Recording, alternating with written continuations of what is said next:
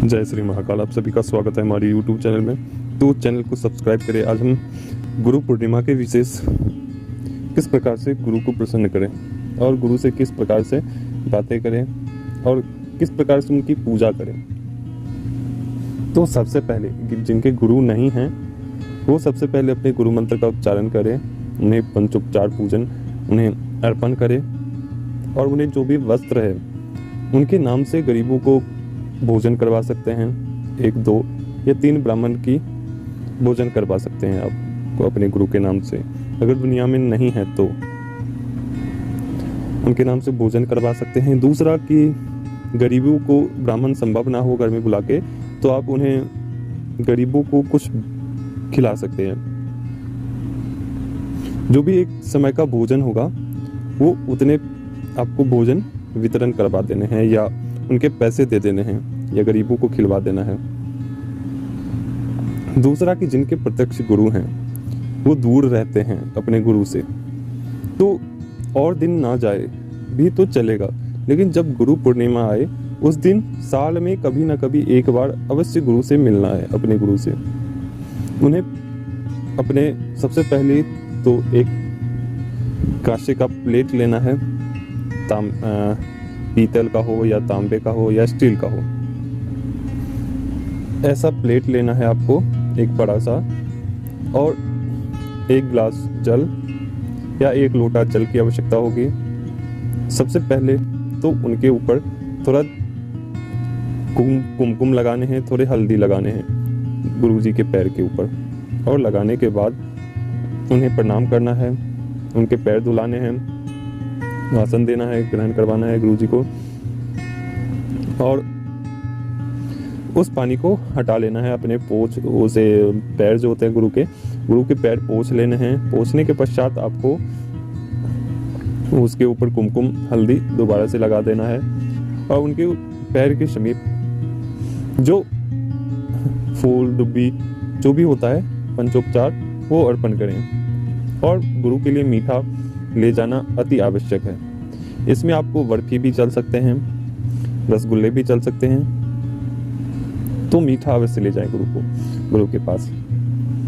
दूसरा, आपको 5 जो वस्त्र होते हैं 5 वस्त्र लेने हैं, 5 टोक जिसे कहते हैं, जैसे धोती, गमछा, कुर्ता हो गए। तो ये सभी मिला के 5 वस्त्र आपको गुरु को अर्पण करने हैं, देने हैं गुरु को। उसके बाद उन्हें मीठा अर्पण करें अपने गुरु को, धूप अगरबत्ती दिखाएं, उन्हें साल या चादर जो भी आपने लिया है उनके ऊपर, शरीर के ऊपर धारण करवा दे गुरु जी को, और 1 नारियल और कुछ दक्षिणा आपको लेने हैं। और दक्षिणा में आप जितना भी आप दे सकते हैं, सक्षम है उतना आप दे सकते हैं, कोई दिक्कत नहीं है, वो देने हैं आपको। और कुछ पुष्प, नारियल, कुछ पैसे और कुछ पुष्प, और चावल से भरे हुए 1 कटोरे चावल और मिठाई, ये सभी वस्तु गुरु को समर्पित कर देना है और दंडवत होते हुए प्रणाम करना है। गुरु की कृपा असीम कृपा होती है। गुरु अगर किसी ऐसी परिस्थिति में भी फंस जाए ना, तो गुरु वहां से निकालने में पूर्ण रूप से सक्षम होते हैं, क्योंकि गुरु बिना होत न ज्ञान। क्योंकि आपके गुरु इतने सक्षम हैं कि आप किसी भी परिस्थिति में हो वो आपको खींच कर ले आएंगे। अगर काल के काल में भी समा गए होंगे ना, तो गुरु की इतनी क्षमता है कि वो काल के काल से भी वो बचा के ले आ सकते हैं। गुरु की इतनी क्षमता होती है। तो गुरु कृपा, गुरु प्रसन्न होना आवश्यक है। इसीलिए सबसे पहले कोई भी साधना करते हैं तो सबसे पहले गुरु मंत्र का उच्चारण होता है, गुरु का पूजन अनिवार्य होता है इस विशेष मुहूर्त पर। और ये खास मुहूर्त है गुरु पूर्णिमा। इस दिन जो भी कार्य किया जाए ना वो पूर्ण होता ही होता है, इसका कभी भी क्षय नहीं होता है। उस दिन अगर किसी भी प्रकार की शक्ति की साधना करी जाए, उस दिन किसी भी प्रकार का पुण्य किया जाए, तो उसका क्षय नहीं होता है, उस पुण्य कर्म का क्षय नहीं होता है उस दिन। सबसे पहले अगर आपको धन की दिक्कत है तो आपको 10 रुपए के नोट लेने हैं या 10 की एक गड्डी लेनी है, जिसमें कि 5, 11, 10, 20, 10 के नोट हो, और उसके ऊपर मौली लेना है, मौली लेके उसे बांध देने हैं चारों तरफ से। और बांधने के बाद अपने सामने एक कुछ भी कलश स्थापित हो या कुछ भी हो आपके सामने बाजोट जैसा, उसके ऊपर स्थापित उस धन को, उस पैसे को स्थापित कर दें। हल्दी, चंदन और रोड़ी जिसे कहते हैं कुमकुम, वो लगाने हैं।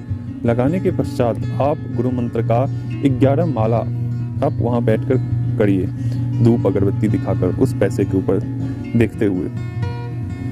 और 11 माला करने के बाद आपको उस धन के जो हैं, वो जो पैसे आपने रखे हैं, वो अपने तिजोरी जहाँ आपका धन रखा जाता है, जहाँ आप धन रखते हो, वहाँ पे उस धन को रख दीजिए।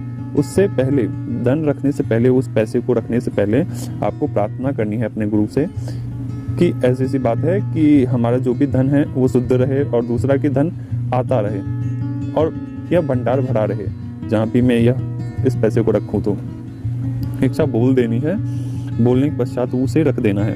रखने से पहले आपको उस स्थान को शुद्ध कर लेना है। थोड़ा सा गंगाजल लेकर वहाँ पर थोड़ी छींटे मार देनी है, धूप अगरबत्ती दिखा देनी है और उस पैसे को वहाँ पे रख देना है।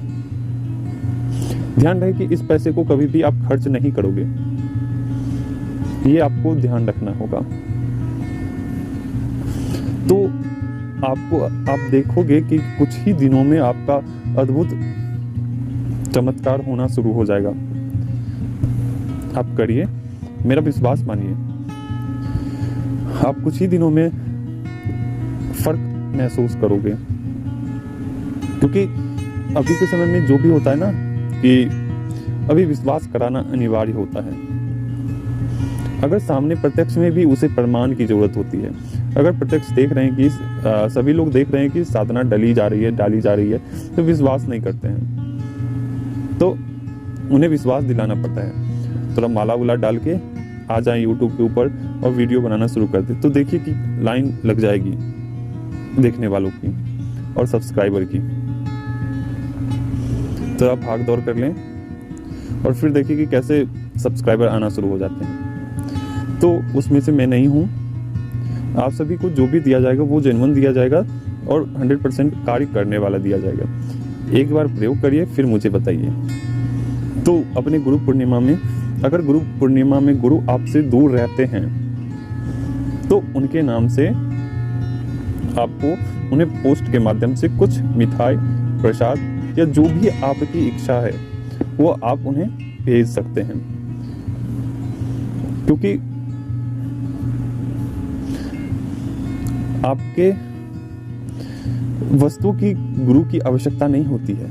आपके प्यार और इज्जत की प्रतिष्ठा, आपको सम्मान मिलता है गुरु के समक्ष।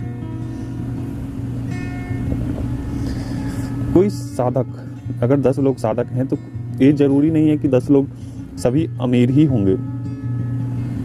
उसमें से 6 हो सकते हैं कि अमीर हो या 4 हो सकते हैं कि अमीर हो, बाकी सभी गरीब हो।